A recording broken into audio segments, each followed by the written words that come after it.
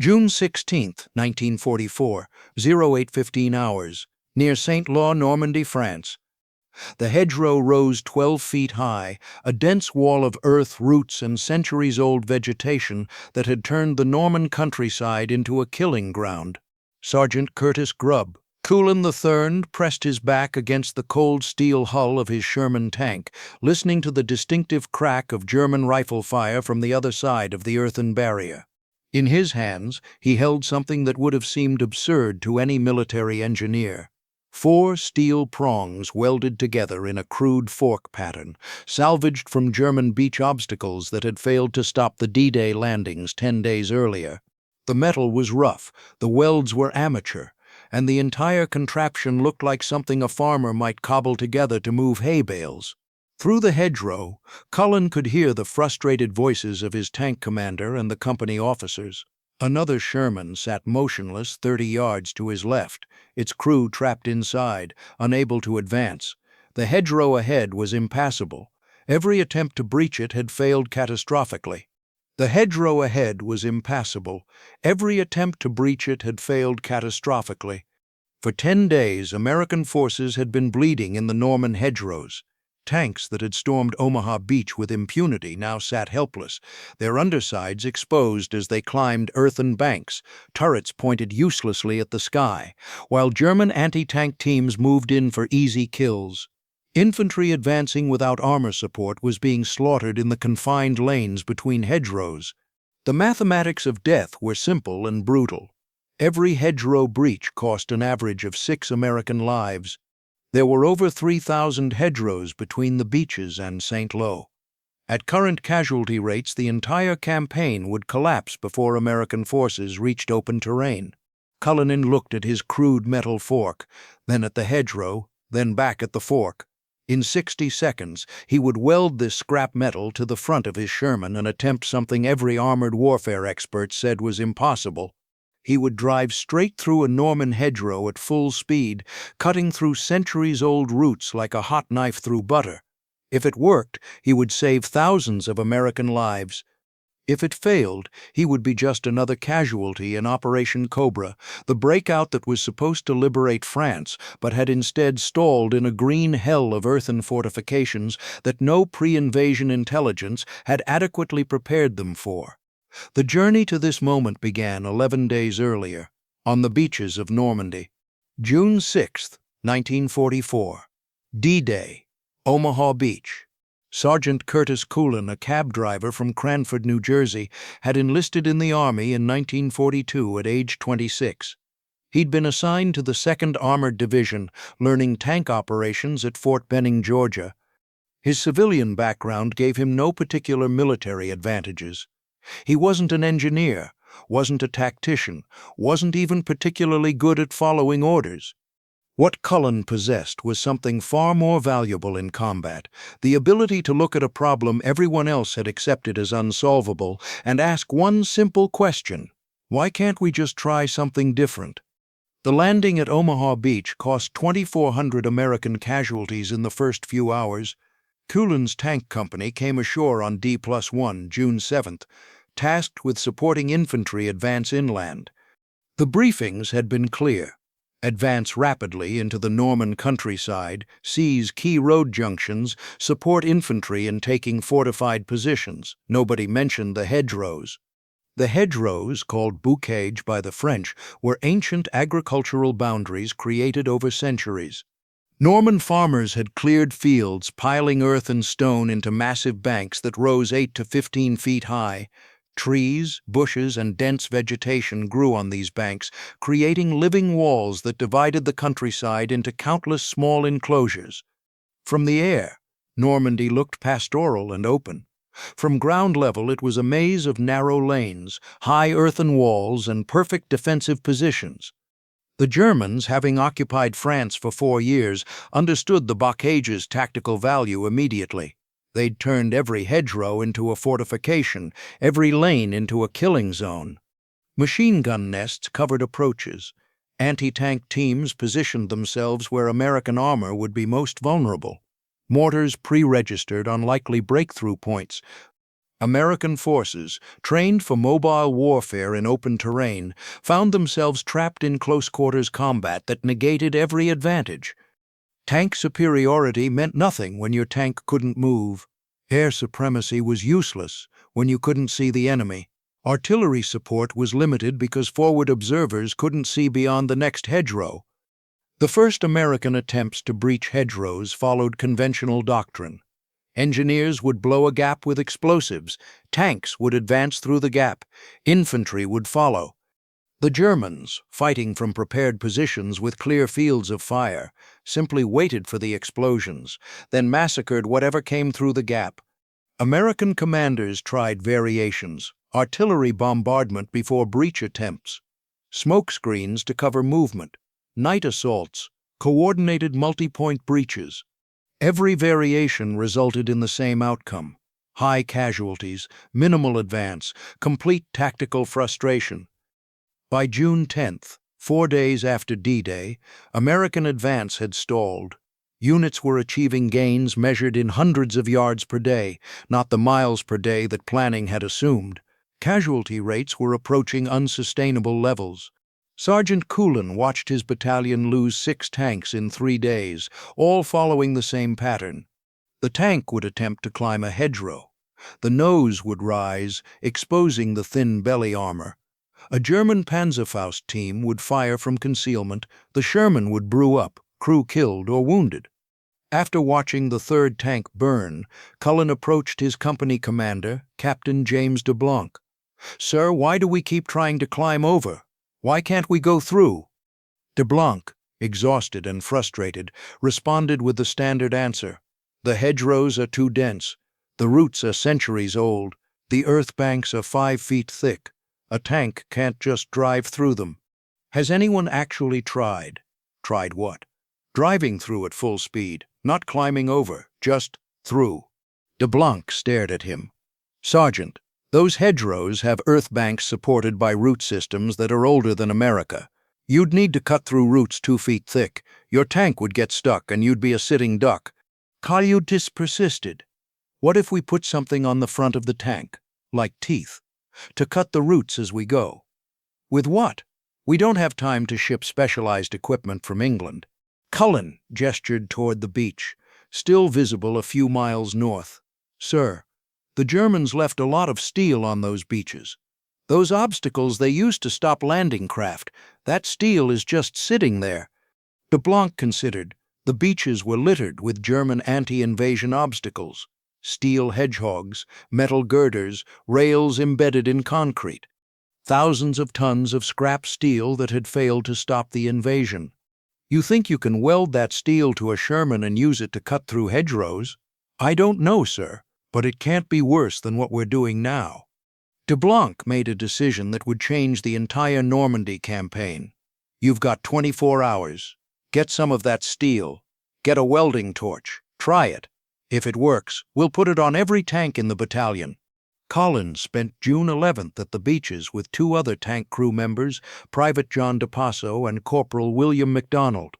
They examined the German obstacles, looking for steel pieces that could be adapted. The clearest candidates were the steel rails and I-beams the Germans had embedded in the sand to tear the bottoms out of landing craft. These pieces were strong, already cut to manageable lengths, and could potentially be welded into useful shapes. Cullinan sketched designs on the back of a ration box. His first concept was simple: 4 or 5 steel prongs, angled slightly upward, welded to the front of the Sherman's hull. The prongs would act like enormous cutting teeth, slicing through roots as the tank drove forward. The design had to meet specific requirements: strong enough to cut through dense roots, short enough not to interfere with the tank's main gun depression, light enough not to unbalance the tank, simple enough that any maintenance crew could weld it with available equipment. Over the next 12 hours, Cullen and his crew cut, shaped, and welded together the first prototype. The steel came from a German beach obstacle. The welding torch came from battalion maintenance. The design came from Cullen's intuition about how force, angle, and momentum could overcome centuries of growth. The result looked ridiculous. 4 steel prongs, each about 4 feet long, welded to a base plate that attached to the Sherman's front hull. The welds were rough. The alignment was imperfect. The entire contraption looked like something a child might build from an erector set. DeBlanc examined the device with obvious skepticism. "That's supposed to cut through hedgerows. Won't know until we try, sir." On June 12th at 0600 hours, they conducted the first test. The test hedgerow was typical: 12 feet high, earthen bank approximately 5 feet thick, root system of oak, elm and hawthorn trees that had been growing for over a century. Previous attempts to breach this particular hedgerow had cost 2 tanks and 14 infantrymen. Culin's Sherman, now sporting its crude steel fork, positioned 50 yards from the hedgerow. The battalion commander, Lieutenant Colonel James Bates, observed from a safe distance with obvious doubt. DeBlanc gave the order: "Full speed, don't stop, drive straight through."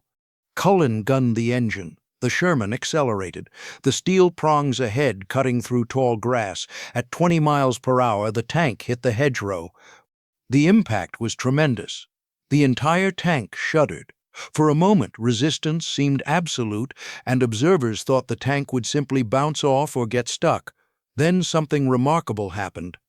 The steel prongs bit into the earthen bank, cutting through soil and roots. The Sherman's 30-ton mass, combined with the cutting action of the prongs, began to push through. The hedgerow's centuries-old root system, which had stopped every previous attempt, began to tear and break. 10 seconds after impact, the Sherman's front emerged on the other side of the hedgerow. 5 seconds later, the entire tank was through. Culin had cut a 10-foot-wide gap through a hedgerow that conventional methods would have required 30 minutes and dozens of casualties to breach. The Sherman sat idling on the far side, its steel prongs bent but intact, its crew unharmed, its main guns still fully operational. Lieutenant Colonel Bates walked to the hedgerow, examining the cut. The gap was clean, the earthen banks on either side remained stable. Infantry could advance through this gap with minimal exposure. More importantly, the tank that created the gap was still combat effective, ready to provide fire support for the advance. Bates turned to DeBlanc. "How fast can we put these on every tank in the battalion?" "If we mobilize all maintenance crews, maybe 48 hours. You've got 24. This goes on every Sherman, in the 2nd Armored Division immediately. I'm sending a report to Corps Headquarters recommending Army-wide adoption." Word of Culin's device spread through the Normandy beachhead with remarkable speed. By June 13th, maintenance crews across multiple divisions were welding improvised prongs onto Sherman tanks. The device needed a name.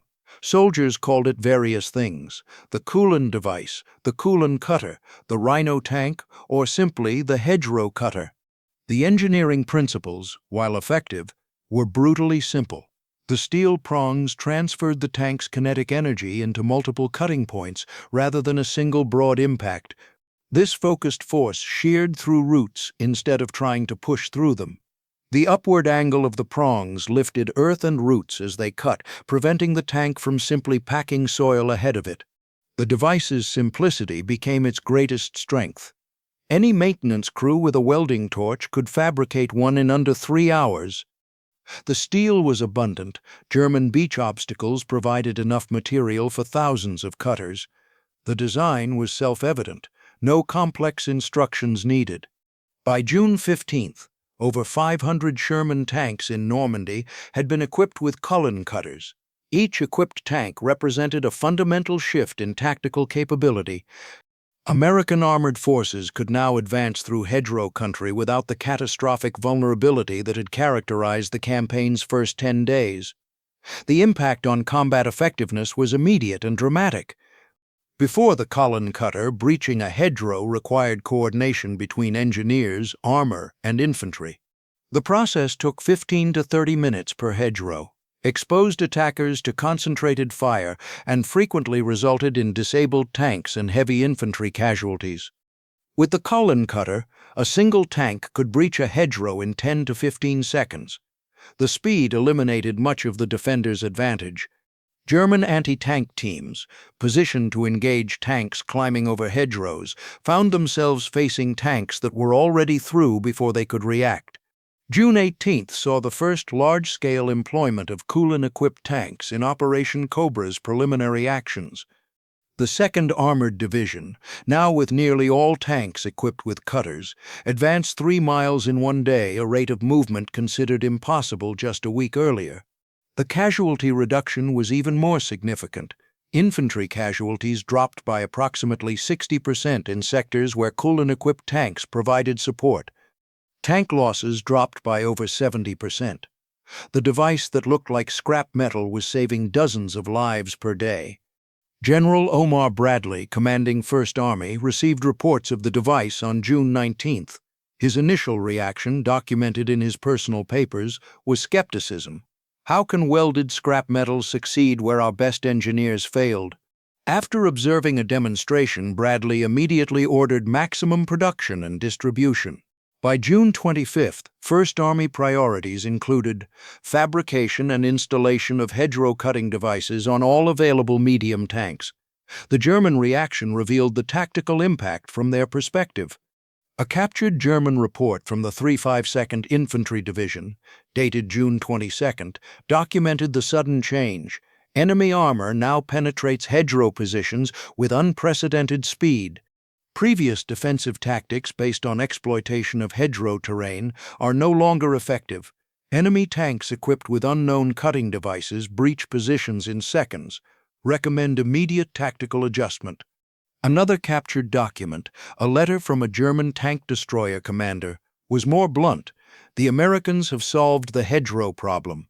Our positions that were impregnable last week are now death traps. We cannot stop their tanks anymore. They cut through everything. This German acknowledgement validated Culin's achievement. When the enemy develops new tactics specifically to counter your innovation, you've fundamentally changed the battlefield. The tactical implications extended beyond simple mobility.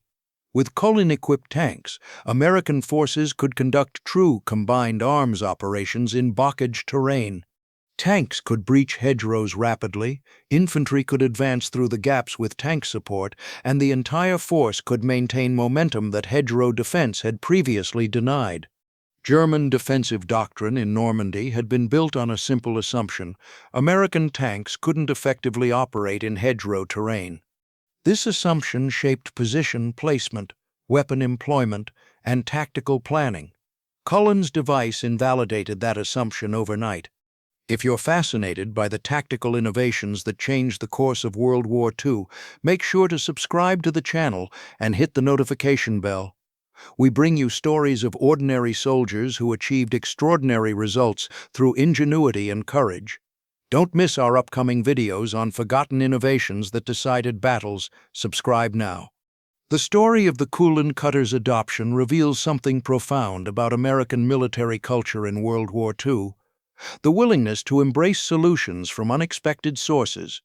Curtis Culin was a 28-year-old cab driver turned sergeant. He had no engineering degree, no formal technical training, no background in armored warfare doctrine. What he had was the ability to look at an unsolvable problem and refuse to accept that it was unsolvable.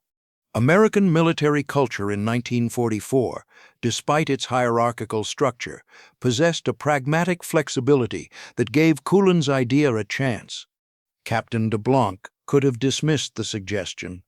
Lieutenant Colonel Bates could have insisted on proper engineering analysis. General Bradley could have demanded approved designs from Army Ordnance departments. Instead, at each level, officers asked the same question: does it work? When the answer was yes, institutional barriers dissolved with remarkable speed. This pragmatic flexibility contrasted sharply with German military culture. German engineering was superior in many respects. Their tank designs, their weapons, their fortifications showed technical sophistication beyond American equivalents. But German military culture emphasized approved doctrine, established procedures, and centralized innovation. The idea that a sergeant might solve a critical tactical problem with scrap metal and a welding torch would have struggled to gain traction in Wehrmacht hierarchy. Even if the idea succeeded in field trials, formal adoption would require approval through engineering bureaus, testing offices, and doctrinal committees. American forces adopted Culin's device Army-wide in less than 2 weeks. This speed of adoption, this willingness to trust results over credentials, proved decisive in Normandy and would continue to provide advantage throughout the war. By July 1, 1944, over 2,000 Sherman tanks in Normandy had been equipped with Culin cutters or variations thereof. The device had become so standard that intelligence briefings referred to Rhino tanks as a distinct tactical capability. The psychological impact on American forces was as significant as the tactical benefit.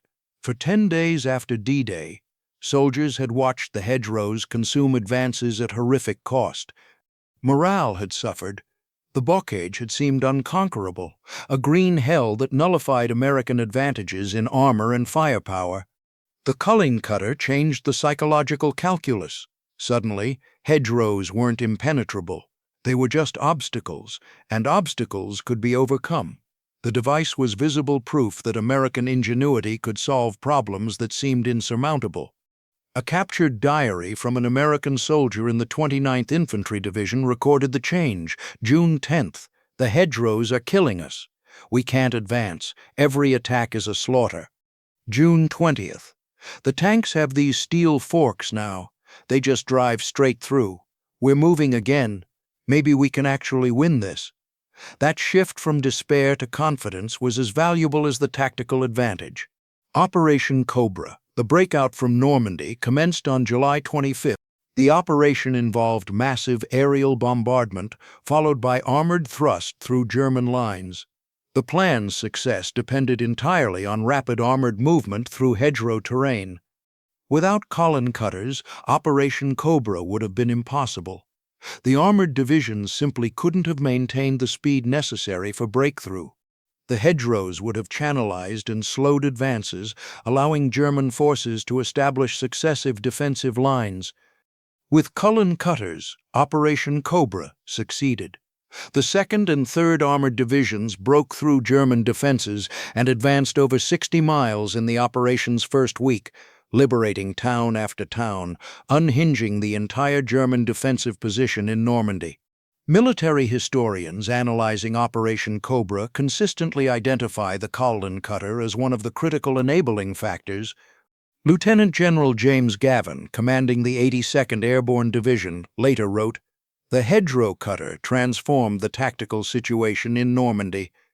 Without it, I believe we would have remained stalled in the blockade for months, with casualties that might have made continuing the offensive politically unsustainable."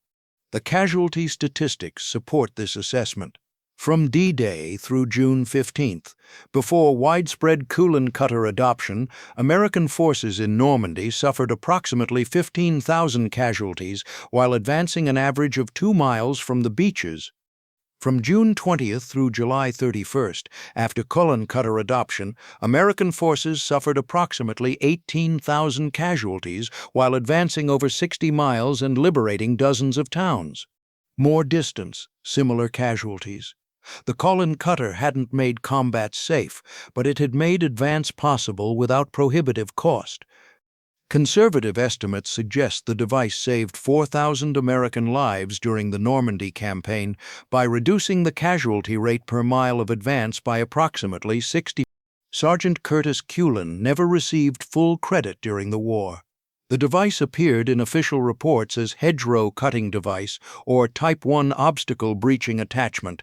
Culin's name appeared in some unit citations, but was largely absent from higher-level documentation.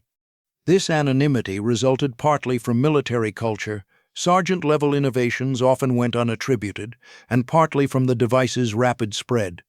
By late June 1944, so many variations of the basic design existed that identifying a single inventor became difficult. Some units welded 6 prongs instead of 4. Some used different steel sources. Some angled the prongs differently. Each variation claimed to be an original development. In the chaos of combat, establishing precedents wasn't a priority. Cullen himself never sought recognition. In post-war interviews, he consistently downplayed his role. "I just tried something. It worked. That's all." When pressed about the device's impact, Cullen would say, "A lot of guys had the same idea. I just happened to test it first. The real credit goes to the officers who let us try it." This humility, characteristic of many World War II veterans, meant Cullen's story remained largely forgotten for decades. The first comprehensive recognition came in 1984, when military historian Max Hastings published research identifying Culin as the cutter's originator. Even then, many history books continued to attribute the device to unknown American tank crews, or to describe it as a collective innovation. The National World War II Museum in New Orleans now displays one of the original Cullen cutters, recovered from Normandy in 2007. The placard reads, "This device, invented by Sergeant Curtis Culin III of the 2nd Armored Division, transformed the Battle of Normandy. Fabricated from German beach obstacles, it enabled American tanks to breach the blockade hedgerows that had stalled the Allied advance. Conservative estimates suggest it saved over 4,000 American lives."